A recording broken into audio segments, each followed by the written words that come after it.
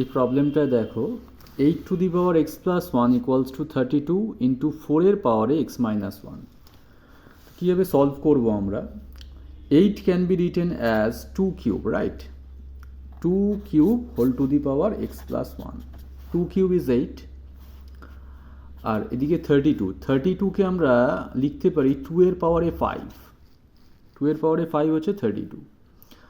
R 4 to the power x minus one, 4কে লেখা যাবে 2 স্কোয়ার হোল পাওয়ারে এক্স মাইনাস ওয়ান। নেক্সট স্টেপে আমরা করব কি, পাওয়ার মাল্টিপ্লাই হয়ে যায়, তো 2 এর পাওয়ারে 3 ইন্টু এক্স প্লাস ওয়ান কত হবে? 3x plus 3, right? এদিকে 2 এর পাওয়ার 5 থাকলো অ্যাজ ইট ইজ, আর এখানে দেখো 2 এর পাওয়ারে আবার 2 into x minus one multiply হলে 2x মাইনাস 2, কেননা পাওয়ার মাল্টিপ্লাই হয়। 2 এর পাওয়ারে 2x প্লাস 3 থাকলো।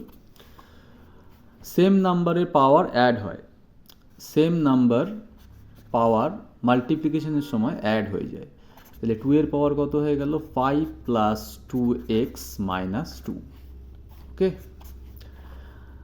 দেখো বেস আর বেস সেম হয়ে গেছে, তাহলে পাওয়ার আর পাওয়ার সেম হয়ে যাবে। So 2x plus 3 equals to, এদিকে কত হয়ে গেল? 5 প্লাস 2x মাইনাস 2।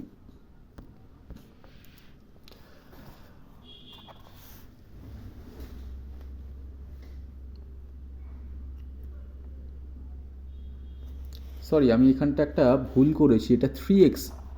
দেখো এটা আগের লাইনে 3x আছে, সো এটা 3x হবে। তো 3x আর এই 2xটাকে লেফট হ্যান্ড সাইডে নিয়ে আসলে মাইনাস 2x, ওকে? আর রাইট হ্যান্ড সাইডে দেখো 5 মাইনাস 2 ইজ 3, আর এই 3টাকে যদি ওদিকে নিয়ে যাই তাহলে minus 3। So x equals to 0। This is the solution.